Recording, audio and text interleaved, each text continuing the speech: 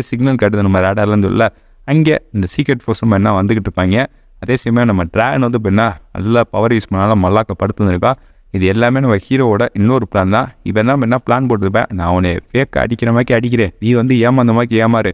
அதுக்கப்புறம் அந்த மிகப்பெரிய மான்ஸ்டரை நீ வந்து அண்டர் கிரவுண்டில் போய் உன் பவர் யூஸ் பண்ணி அடிச்சுன்னு சொல்ல, நான் எவ்வளோ கஷ்டப்பட்டு அடித்தேன், நீ என்னடானா என்னை பாராட்டாமல் இருக்கேன்னு சொல்ல. தம்பி இது நான் போட்ட பிளான் இல்லாட்டி உன்னால் எதுவுமே பண்ணியிருக்க முடியாது. சரி நம்ம என்ன கொஞ்சம் நேரத்தில் வீட்டுக்கு போகிறோன்னு இல்லை. இந்த மான்ஸ்டர் சும்மா இல்லாமல் நான் பவர் யூஸ் பண்ணால் பசிக்குன்னு சொல்லி பக்கத்தில் செத்து போன மான்ஸ்டர் எல்லாத்தையும் என்ன சாப்பிட்டுக்கிட்டு இருக்கா.